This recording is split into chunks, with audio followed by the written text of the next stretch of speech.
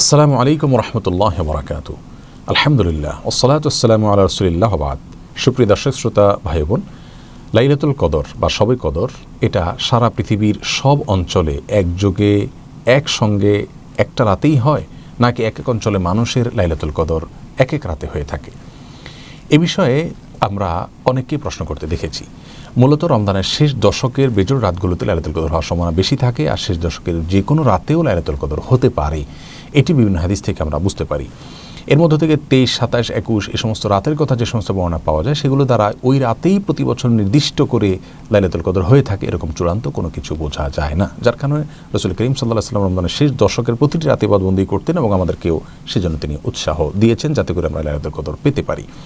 এখন কথা হলো, সারা পৃথিবীতে একযোগে একটা রাতেই লাইলাতুল কদর হয় কিনা? এর উত্তর হলো হ্যাঁ। বেশিরভাগ বা প্রায় সকল স্কলারদের মত এরকমই যে সারা পৃথিবীতে একটি রাতেই লাইলাতুল কদর হয়ে থাকে এবং সে রাতটি নির্দিষ্ট। এই রাতেই সারা পৃথিবীতে লাইলাতুল কদর হবে। হ্যাঁ, সে রাতের গমন এবং আগমন সেটা কোনো অঞ্চলের অঞ্চলভেদে সেটা আগে এবং পরে হতে পারে। যেমন কথার কথা, আজকের যে রাতটি এখন আমরা যে রাতে রয়েছি, এই রাতটি পাক ভারত মহাদেশের মানুষের জন্য বেজোড় একটি রাত, 23তম রাত। কথার কথা, এই 23তম রাতে যদি এবছর লাইলাতুল কদর হিসাবে আল্লাহ সুবহানাহু ওয়া তাআলা রাতকে নির্ধারণ করে থাকেন, তাহলে এই রাতটি পৃথিবীর প্রত্যেকটা অঞ্চলে তো ঘুরে ঘুরে আসবে 24 ঘন্টার ভিতরে।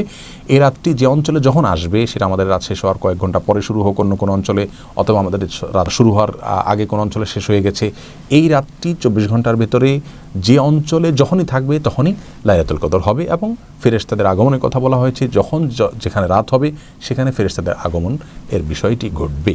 তাহলে রাত একটাই থাকছে, সে রাতেই সারা পৃথিবীর সকল অঞ্চলে লাইলাতুল কদর হচ্ছে। তবে সে রাতটি কোনো অঞ্চলে মানুষের জন্য হয়তো বেজোড় রাত হচ্ছে, অন্য অঞ্চলে মানুষের জন্য সেটি জোড় রাত হতে পারে। এটি হলো অনেক ওলামার ব্যাখ্যা। তার মধ্যে থেকে শেখ সুলাইমান আত-তুয়াইজিরি সহ সৌদি আরবের অনেক বড় বড় স্কলারগণ এরকম ব্যাখ্যা করেছেন। এর বাইরে কোনো কোনো ওলামা একরাম অবশ্য ভিন্ন কথা বলেছেন। তারা বলেছেন যে আল্লাহ সুবহানাহু ওয়া তাআলা কোনো একটি রাত কোনো বছরের জন্য চূড়ান্ত করেছেন। কথার কথা, এবছর 25তম রজনীতে লাইলাতুল কদর হবে, বেজোড় রাত 25তম রাত।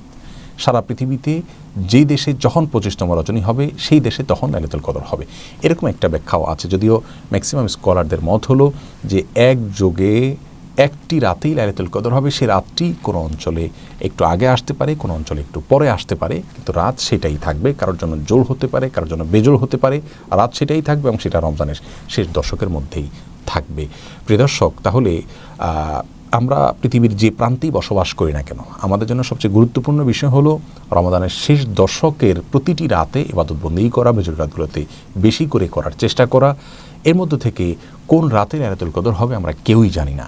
অতএব এক এক অঞ্চলে এক এক রাতে হচ্ছে নাকি একই রাতে হচ্ছে, এ বিষয়ে জানা আমাদের জন্য যতটা গুরুত্বপূর্ণ, এর চাইতে অনেক বেশি গুরুত্বপূর্ণ হলো আমি যেখানে অবস্থান করছি সেখানে রমজানের শেষ দশকের প্রতিটা রাতে ইবাদতবন্দি করার চেষ্টা করা। আল্লাহ তাআলা আমাদের সকলকে লাইলাতুল কদর ইবাদতবন্দি করার তৌফিক দান করুন এবং লাইলাতুল কদরের ইবাদতের ফজিলত আমাদের প্রত্যেককে আহরণ করার তৌফিক নসিব করুন।